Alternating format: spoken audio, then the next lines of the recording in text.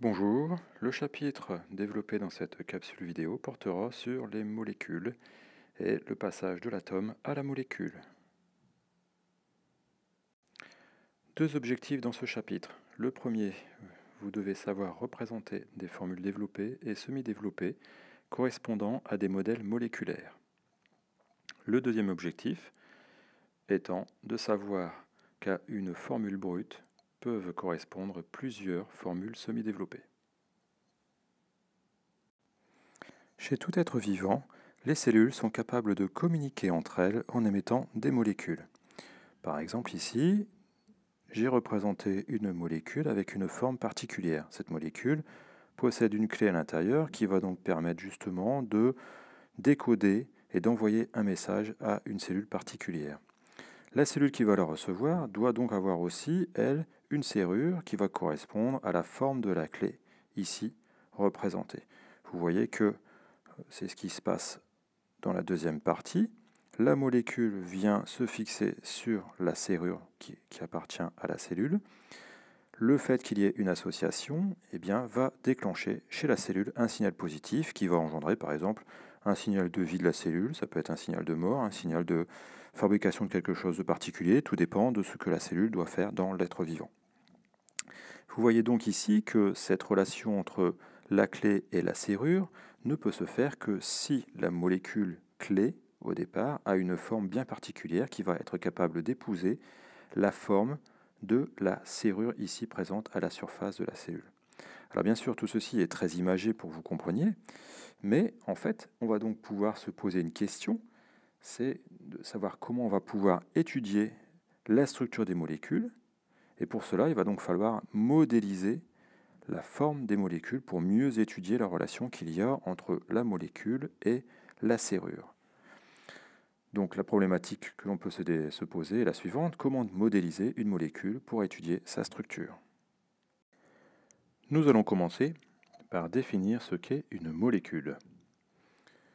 Une molécule peut être définie comme étant un édifice électriquement neutre, formé d'un nombre limité d'atomes liés les uns aux autres. Par exemple, la molécule d'eau renferme 2 atomes d'hydrogène et un atome d'oxygène. La molécule d'eau est représentée ici en modèle éclaté, ce qui permet de représenter les liaisons covalentes, alors que dans le modèle compact, les liaisons covalentes n'apparaissent pas. Nous avons vu dans un chapitre précédent qu'un atome était désigné par un nom et un symbole chimique. C'est le cas pour l'hydrogène de symbole H ou pour l'hélium de symbole He. De la même façon, à chaque molécule est attribué un nom et une formule brute. La formule brute d'une molécule est l'écriture la plus compacte décrivant la nature et le nombre des atomes de cette molécule. Les chimistes utilisent des modèles moléculaires pour représenter les molécules. Dans un modèle moléculaire, les atomes sont matérialisés par des boules de couleur. Par exemple, l'hydrogène est représenté par une boule blanche, le carbone par une boule noire, l'azote par une boule bleue, l'oxygène par une boule rouge, le chlore par une boule verte. Ici sont représentés le soufre, le brome et l'iode, que vous n'avez pas à connaître.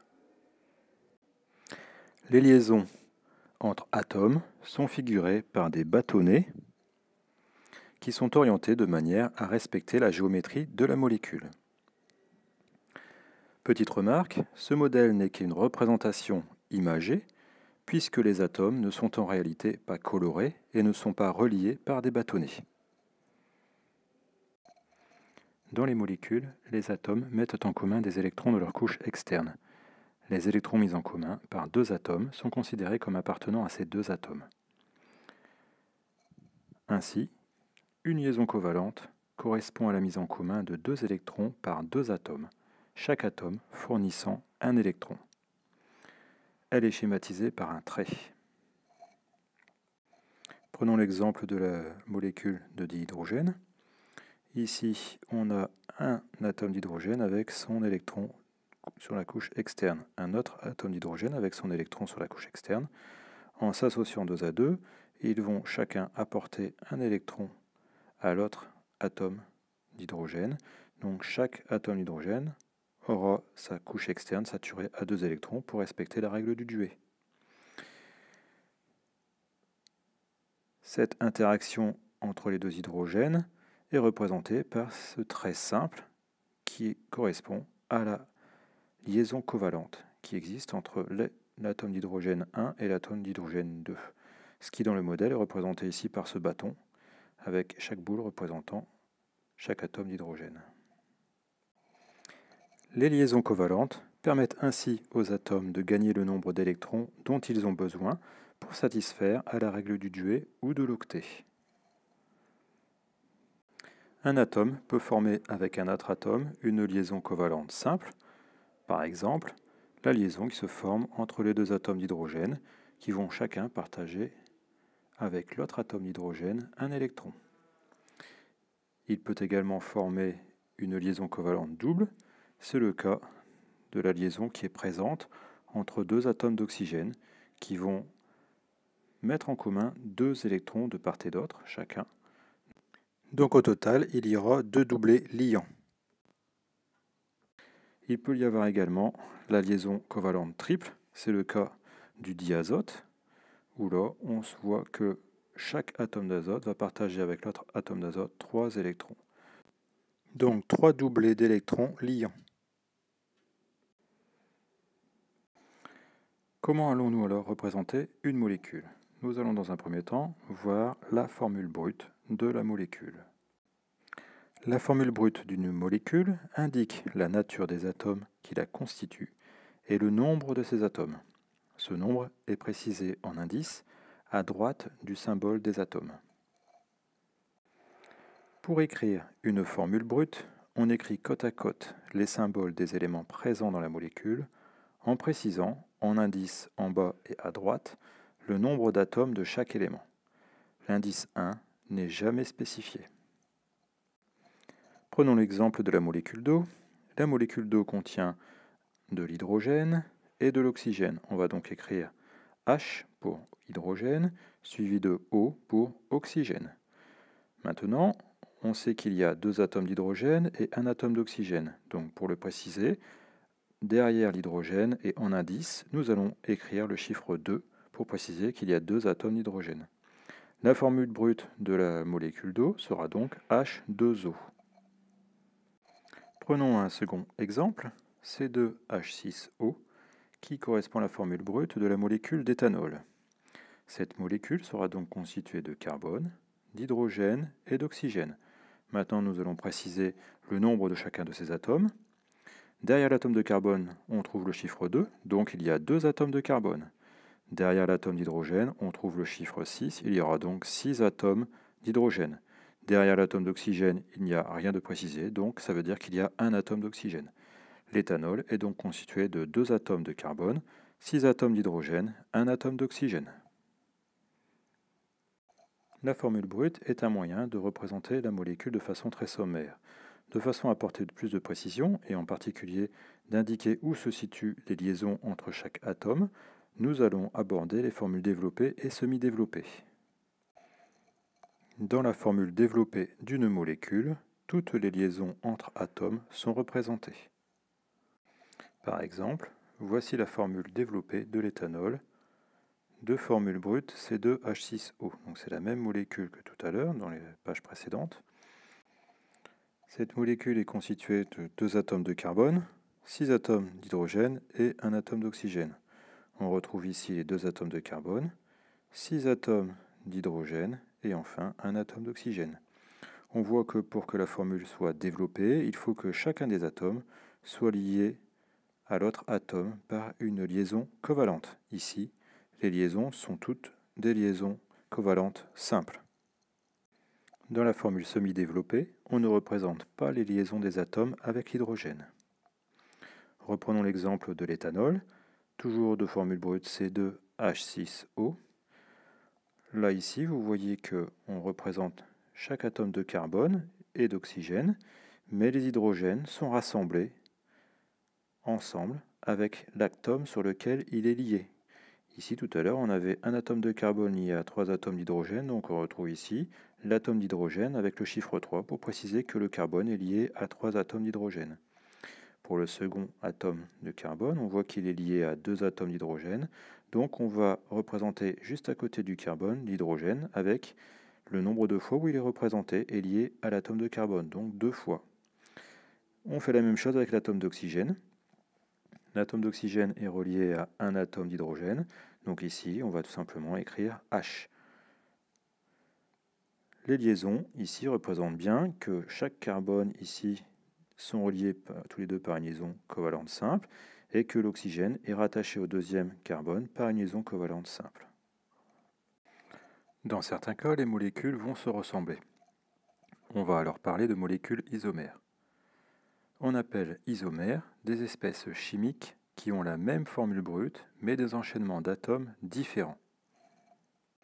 Prenons l'exemple de la formule brute C2H6O. Eh bien, nous pouvons écrire deux isomères.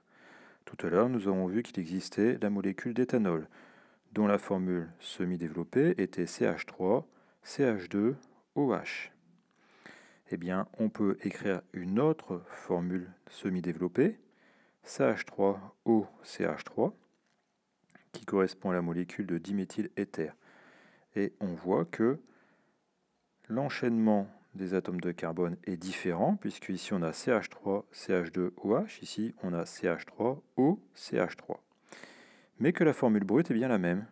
On a bien ici 1, 2 atomes de carbone, 3 et 2, 5, plus 1, ça fait 6 atomes d'hydrogène et 1 atome d'oxygène. Ici, dans le cas de la molécule de diméthyléther, on se retrouve avec un atome de carbone, 2 atomes de carbone. 3 atomes d'hydrogène d'un côté, 3 atomes d'hydrogène de l'autre, 3 et 3 ça fait bien 6, et enfin un atome d'oxygène. Donc ces deux molécules sont ce que l'on appelle des isomères. Des isomères ont des noms, des propriétés physiques et des propriétés chimiques différentes.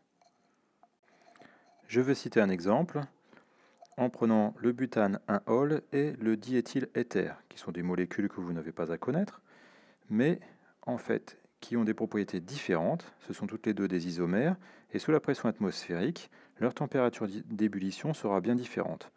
La température d'ébullition du butane 1-ol sera de 117 degrés Celsius, alors que celle du diéthyléther sera de 35 degrés Celsius. Le diéthyléther était autrefois utilisé comme anesthésiant. La plupart des molécules qui interviennent dans les matériaux modernes et les médicaments sont des molécules dites organiques. Une molécule organique est composée d'un squelette carboné et éventuellement de groupes dits caractéristiques. On appelle le squelette carboné l'enchaînement des atomes de carbone dans une molécule. Voici par exemple le squelette carboné de la molécule de butane. On observe la seule présence des atomes de carbone et des atomes d'hydrogène. Un groupe caractéristique est un groupe d'atomes autres que les seuls atomes de carbone et d'hydrogène que nous avons vus précédemment dans un squelette carboné. Le fait qu'il y ait ces groupes caractéristiques dans la molécule va donner des propriétés spécifiques à la molécule qui le possède. Par exemple, l'éthanol possède un groupe caractéristique OH appelé groupe caractéristique hydroxyle. Les molécules possédant le même groupe caractéristique forment ce que l'on appelle une famille chimique. Par exemple, les molécules possédant le groupe caractéristique hydroxyle formeront ce que l'on appelle la famille des alcools. Voici un tableau présentant pour chaque groupe caractéristique le nom du groupe caractéristique ainsi que la famille à laquelle il est rattaché. Ainsi, nous retrouvons le groupe caractéristique OH présenté tout à l'heure pour la molécule d'éthanol. Le nom du groupe est le groupe hydroxyle, la famille chimique, la famille alcool. Ainsi, pour CHO, on obtient le nom de groupe carbonyle et le nom de famille aldéhyde. C double liaison O donne un nom de groupe carbonyle et la famille des cétones. Dans le cas des acides carboxyliques, on voit ici que le nom de groupe correspond au groupe carboxyle. On obtient un C double liaison O, liaison simple O, H. Pour la famille des esters, on obtient un carbone double liaison O, O, R qui correspond ici à un radical autre, c'est-à-dire un enchaînement de carbone ou un autre atome. Le nom du groupe ici est le groupe carboxyle. Dans le cas de la famille des amines, il y a plusieurs possibilités. Dans chaque cas, le groupe caractéristique s'appellera le groupe amine. On a ici l'azote lié à deux atomes d'hydrogène. On peut également avoir l'azote lié à un seul atome d'hydrogène avec deux liaisons de part et d'autre pour qu'il soit lié à d'autres atomes de carbone, ou alors le cas de l'amine tertiaire où on a un seul azote qui est cette fois-ci lié à d'autres atomes de carbone. Un dernier exemple, la fonction amide ou famille des amides, c'est double liaison O avec ici un azote qui, lui, ne peut pas être lié à des hydrogènes mais à d'autres atomes de carbone. Le groupe caractéristique s'appelle ici amide. Chaque groupe caractéristique est relié à un squelette carboné qui n'est pas représenté ici. Donc on constate par exemple pour chacun des groupes ici qu'il y a une liaison qui n'est pas reliée à un squelette carboné, mais en fait elle n'est pas représentée pour simplement montrer un exemple très général de ce que l'on peut retrouver d'un point de vue moléculaire. Le cours est maintenant terminé. N'oubliez pas de préparer vos questions pour me les poser lors du cours suivant. À bientôt.